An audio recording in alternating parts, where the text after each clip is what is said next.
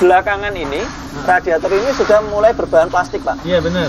Nah, untuk yang berbahan plastik ini apabila dia termostatnya ini macet, dia akan pecah, Pak. Paling nggak rembes. Nah, kita kan sering membahas ya radiator-radiator yang rembes. Iya. Nah, itu kan satu di antara penyebabnya selain radiatornya buntu, termostatnya nggak membuka. Mobil yang siap untuk dilepas, dijual. Siap. Ada, Pak. Nissan Grand Livina yang di sini, Pak. Marun lagi. Kemarin kita sudah punya Marun. Tidak ketinggalan tips, tutorial, dan konsultasi tanya jawab terbaru dari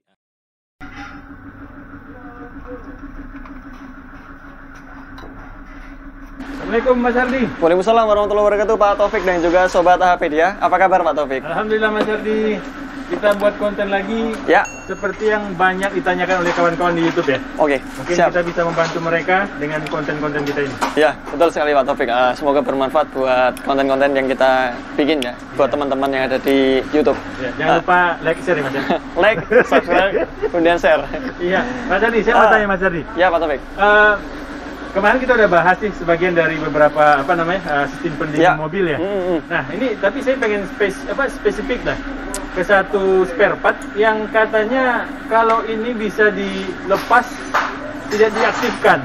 Kira-kira itu apa sih perbedaannya? Atau mungkin Mas bisa menjelaskan lebih detail lah? Oke, mungkin yang dimaksud yang akan kita bahas saat ini adalah item spare part yang namanya termostat.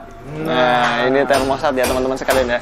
Jadi benar kata Pak Taufik, beberapa unit untuk khususnya mobil-mobil lama ya, itu dia termostat ini dilepas.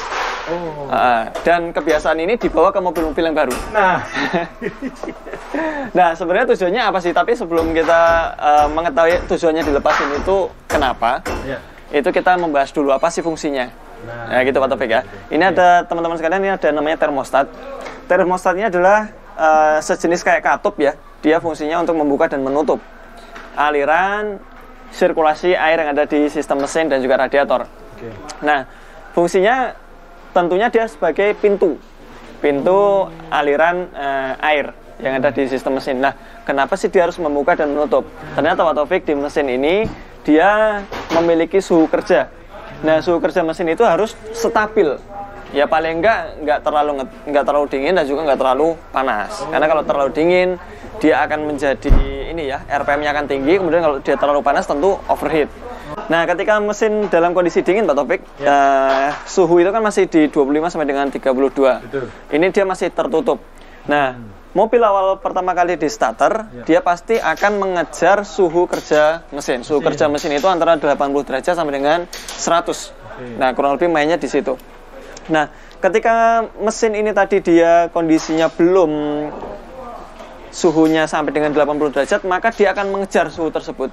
Nah, cara dia mengejar adalah kalau untuk sistem-sistem kendaraan sudah menggunakan ECU saat ini, itu dia akan RPM-nya akan tinggi. Jadi bermain di RPM antara 1000 sampai dengan 1500 untuk mengejar supaya hangatnya itu segera tercapai. Karena ketika si mesin ini tadi dia masih dingin, tentunya beberapa partial part yang ada di dalam mesin itu belum sepenuhnya terlumasi. Nah, itu pun juga RPM tinggi di 1000 sampai dengan 1500 itu tujuannya adalah supaya oli yang sirkulasi ke partial part yang ada di dalam mesin itu lebih cepat, Pak Taufik. Seperti itu. Nah, nanti ketika dia sudah mulai mendekati hangat, maka seperti suhu kerjanya termostat ya, antara 80 sampai dengan 85 dia akan membuka. Karena kalau dia nggak buka, si mesin akan mengalami panas berlebih. Makanya air segera harus disirkulasikan. Jadi sirkulasinya adalah gimana ceritanya? Caranya gimana sih alurnya? Ini tertutup ya sayangnya Pak Taufik ya. Iya. Kita buka dulu aja.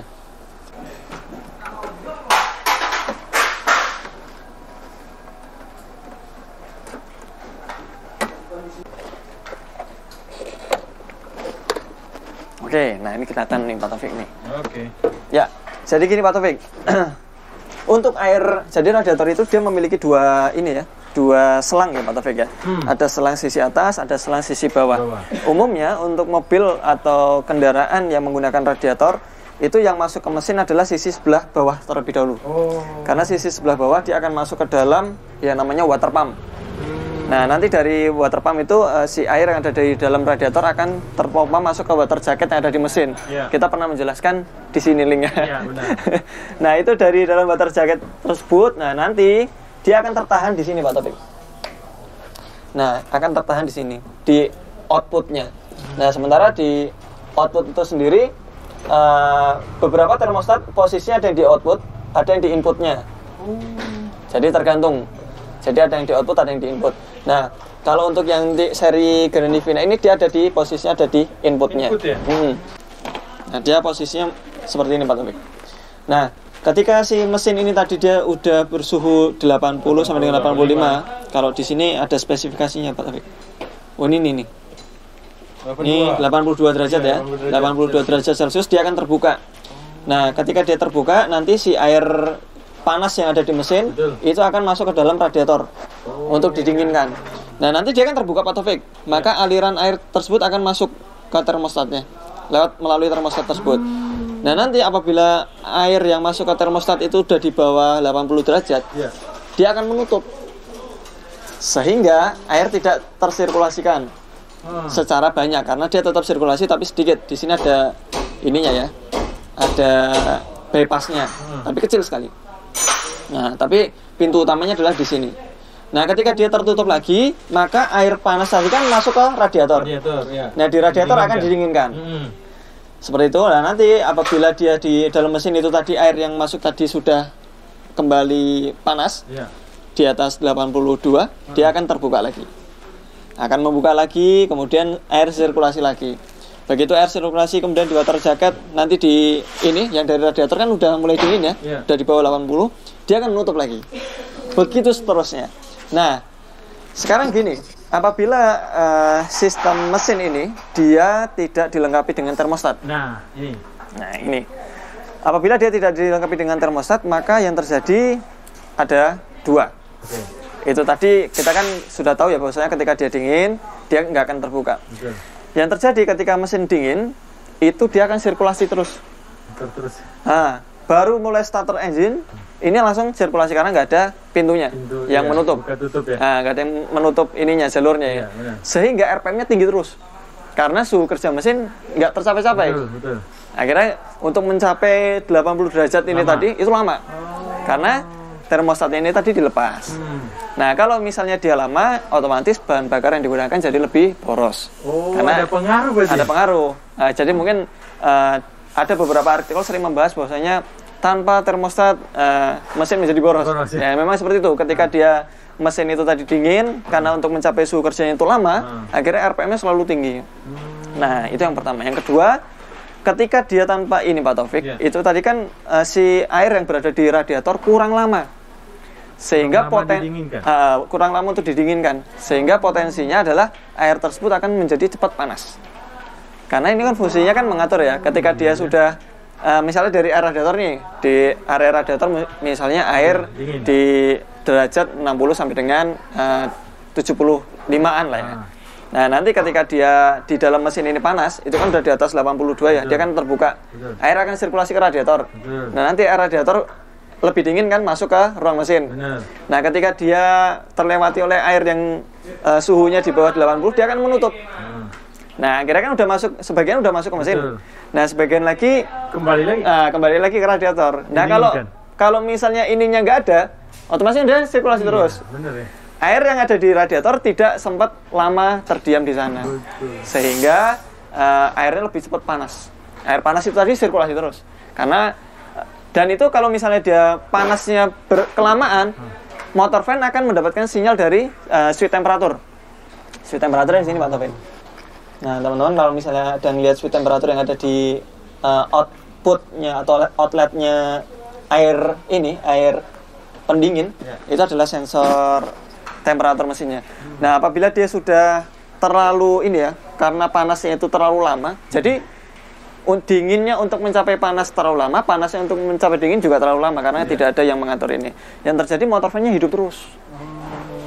Karena motor fan-nya hidup terus, ya efeknya motor fan juga cepat rusak. Switch-nya juga kerja terus, switch-nya juga cepat rusak.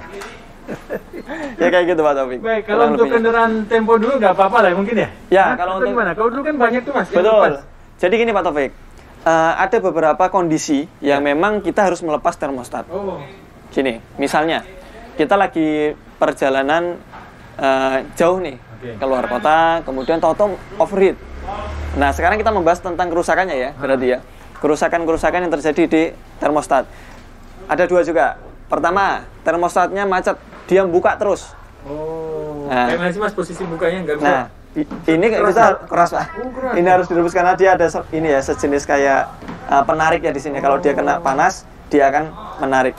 Intinya dia ini akan tertekan sampai ke ini. Ini, jarak ini ya? Pernya ini. Per dalam ini adalah ininya permainannya dia. Iya. Nah, ini dia akan terbuka. Oke. Nah, intinya kayak gitu.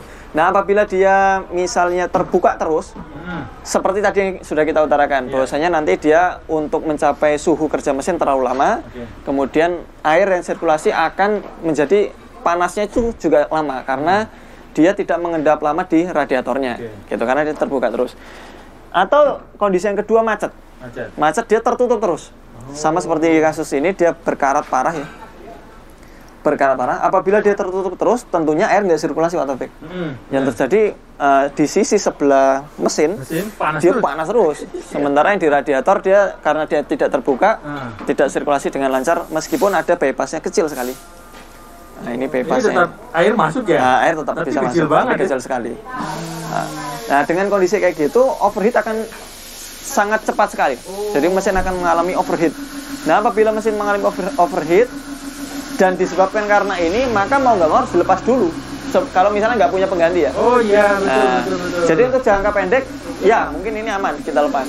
Karena kalau kondisinya dilepas, air masih bisa sirkulasi, tapi tetap harus dilakukan penggantian supaya hal-hal yang tadi tidak terjadi Pak Taufik. Nah, Mas Adi, bagaimana caranya saya tahu bahwa ini yang harus diganti? Oke, jadi ketika ini dia mengalami kerusakan, tentu kita akan merasakan bahwasanya overheat.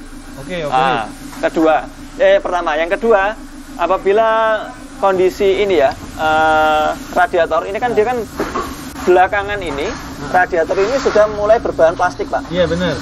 Nah, untuk yang berbahan plastik ini apabila dia termostat ini macet, dia akan pecah Pak. Paling nggak rembes. Nah, kita kan sering membahas ya radiator yang rembes. Nah, itu kan satu di antara penyebabnya selain radiatornya buntu, termostatnya nggak mau buka. Sehingga yang terjadi karena termostatnya nggak mau buka, tekanan dari mesin terus gede, besar, ya toh, karena pemuaian air. Tapi di sisi yang masuk ke arah mesin itu dia tidak membuka. Yang terjadi di sini yang kena. Karena ini kan langsung, karena nggak ada termostatnya pintunya. Kalau untuk ini termostatnya dia ada di sisi sebelah saluran masuk. Kayak gitu. Tapi dari mesin ke arah radiator dia terus mengalami tekanan. Yang terjadi upper tanknya ini kalah. Oke, Mas Adi, ini makin seru saya lihat ya. Rupanya ini kenapa dibuat plastik upper tank itu ada manfaatnya? Ada manfaatnya, diantaranya adalah supaya kita tahu bahwasanya termostat itu bermasalah. Atau efek yang kedua supaya bukan silinder headnya yang kalah. Jadi kembali mengamankan part yang lain. Ya, mengamankan gasketnya biar nggak gampang jebol. Karena kan kalau terkena tekanan yang begitu besar, misalnya radiatornya terbuat dari kuningan ya. Kuningan memang awet radiatornya, tapi biasanya gasket lebih cepat jebol. Mas Adi, kan kadang nih mungkin kita orang awam ya. Pada saat upper tank ini rusak nih, bocor gitu ya. Yang kita ganti upper tanknya tanpa memeriksa yang namanya ada termostat. Ini gimana Mas? Ya betul. Jadi saran buat kawan-kawan. Saran buat teman-teman apabila mengalami hal tersebut, kalau teman-teman radiator udah pasti semuanya hampir paham ya. Kalau teman-teman radiator apabila upper tanknya itu rusak karena suatu tekanan yang besar, pasti dia akan menyarankan untuk penggantian termostat sekalian. Atau kalau nggak ada spare part termostatnya pada saat ini dilepas. Kayak gitu. Nah, sehingga untuk lebih amannya itu memang kita paling enggak untuk kilometer-kilometer yang udah di atas 120.000 ganti aja termostat. Kayak gitu Pak Taufik. 120 km ya? 120.000 km. Apalagi gini Pak Taufik, mobil-mobil yang tidak menggunakan long life coolant atau tidak menggunakan cairan coolant, itu kan dia kan kandungan mineralnya lebih besar ya, lebih tinggi ya. Sama untuk kasus ini, dia akan berkarat ya. Kalau dia sudah berkarat, ini katupnya itu dia membukanya macet karena dia ini ya terhalang sama karat seperti ini ya. Padahal ini tugasnya akan buka tutup terus selama mesin hidup. Ya, selama mesin hidup dia akan selalu bekerja buka tutup seperti itu. Nah kalau dia sampai macet, overheat terjadi, pasti terjadi. Jadi gejalanya cuma ini Mas ya? Overheat ya? Ya, gejalanya overheat, kemudian kan tadi upper tanknya pecah. Upper tanknya pecah. Kalau misalnya dia sudah terjadi hal tersebut, termostat harganya murah Pak Taufik. Kita masuk ke harga ya. Harganya untuk yang ini 80.000. 80.000. Tapi ada beberapa harga yang mesin KR itu yang memang di atas 200.000. Jadi ya paling enggak kita kalau kisaran harga sih antara 100 sampai dengan 300.000 lah ya. Nah untuk kilometer 120.000 kilometer itu sebaiknya saran diganti. Mas, pada saat upper tank ini rusak, kita menemukannya adalah bengkel radiator. Ya. Itu bisa nggak sih mereka sekaligus mengganti atau ngecek? Tentu bisa. Ketika kita jadi gini Pak Taufik, dari dua tanda-tanda ini tadi, yang pertama itu tadi ini ya, apa itu namanya? Upper tanknya dia pecah. Terus yang satunya apa? Yang satunya lagi overheat. Overheat yang dua. Ini overheat saya di muridnya. Overheat dan upper tanknya itu tadi dia mengalami pecah. Nah itu kita bisa ngecek fungsionalnya. Caranya adalah dengan dilepas ini termostatnya ini. Oke, setelah dilepas kayak gini, sudah umum teman-teman radiator pasti ini merebus ini, kemudian memasukkan ini ya termometer yang berbahan dari besi ujungnya. Nah dia nanti di suhu 80 derajat paling enggak itu sudah terlihat mulai membuka. Itu kalau dia termostatnya sehat. Kalau misalnya dia nggak sehat, dia nggak akan buka. Sekalipun dia sampai di 88 derajat, dia nggak akan buka. Mas Arli, ini kan baru nih. Iya baru. Partnya ya, masih bening dan bersih nih. Ya. Ini bagaimana perawatannya biar tetap bening atau mungkin tetap tahan lama? Kita langsung berbicara masalah perawatan ya Pak Taufik. Tentu perawatan sini sama seperti kita merawat sistem pendinginan, yaitu kuncinya yang pertama adalah di ini ya sistem airnya ya. Airnya kita harus menggunakan yang namanya coolant. Jadi dengan adanya coolant itu membantu ini supaya dia tidak terkena karat ya. Karena kandungan mineral yang sangat tinggi mengakibatkan bahan besi ini dia menjadi karat. Meskipun nggak keseluruhannya besi, tapi sebagian flank-flanknya seperti ini dia terbuat dari besi. Nah kalau dia terkontaminasi dengan yang namanya mineral, dia akan lebih cepat berkarat seperti itu. Terus kemudian selain merawat termostat juga tentunya radiatornya juga tetap harus dirawat, yaitu dengan cara mengganti coolant secara bertahap atau ini ya paling enggak 40.000 km itu harus diganti. Kemudian radiator juga dilakukan korok radiator. Buat teman-teman yang apabila memang di mobilnya belum ada termostatnya, kemudian mau dipasang nih termostat, maka pastikan dulu sebelum pemasangan termostat ini pastikan radiatornya dalam kondisi sehat. Kayak gitu. Karena ketika ininya nggak dipasang, sirkulasi kan lancar Pak Taufik. Ketika ada kayak gini, dia akan tertahan airnya. Betul. Dan air dari water jacket masuk ke radiator itu kan pasti kan karena tertahan ya, itu akan menjadi besar tekanannya. Nah kalau tekanannya itu besar, radiatornya dia nggak kuat, itu bisa jadi jebol radiatornya. Kayak gitu. Jadi sebelum memasang radiator, sebelum memasang termostat, pastikan radiatornya sehat dan sudah dilakukan, mendingan diservis dulu deh, servis ke bengkel radiator, karena kalau di sana ada ini ya alat untuk pressure test. Seperti itu Pak Taufik. Mas Arli, apabila tadi ini masalah gejala ya? Ya. Apabila upper tanknya itu adalah dari Kuningan. Ya. Kan mungkin kita nggak tahu ya, dia mungkin nggak pecah. Ya. Ini bisa sudah overheat nih. Ya. Mobil overheat, tapi kita nggak tahu ini overheatnya disebabkan oleh apa. Itu Betul. bisa kelihatan nggak? Tentunya kita harus investigasi. Karena kalau untuk menyudutkan suatu kasus, maka kita harus mencari potensi-potensi yang menyebabkan overheat dulu. Bisa dari motor fan-nya, kemudian bisa dari airnya kurang atau enggak, atau yang terakhir itu tadi termostatnya membuka atau tidak, atau mungkin water pump-nya kisi-kisinya dia sudah ini Pak Taufik ya aus, karena di dalam water pump itu kan kisi-kisinya terbuat dari kebanyakan ya terbuat dari besi. Nah apabila dia non coolant mineral karat, nah itu mengakibatkan besinya itu tadi grepes dan habis. Kalau dia habis tentunya kita terkecoh kadang-kadang ya, wah ini terlihat si airnya nggak sirkulasi, mungkin termostatnya nggak buka, akhirnya ganti termostatnya tanpa dicek ulang, air tetap nggak sirkulasi, ternyata water pumpnya kayak gitu. Jadi untuk intinya untuk kesimpulan termostatnya ini dia bermasalah atau tidak, maka kita harus mengecek item-item lainnya. Kalau item-item lainnya motor fan-nya oke, kemudian water pump-nya oke, airnya oke, maka kita bisa pengecekan ke termostatnya dengan melakukan perebusan termostat. Termostat direbus di suhu sampai dengan 80 sampai dengan 85 derajat, dia membuka atau tidak. Seperti itu. Intinya gitu, Pak Taufik. Oke, Mas Hadi, pertanyaan terakhir kelihatannya nih ya, kelihatannya. Nah, apabila kita merasa ini mobil udah 60.000 km lah ya. Oh ya. Nah, Mas bilang tadi 120, tapi saya pengen tahu.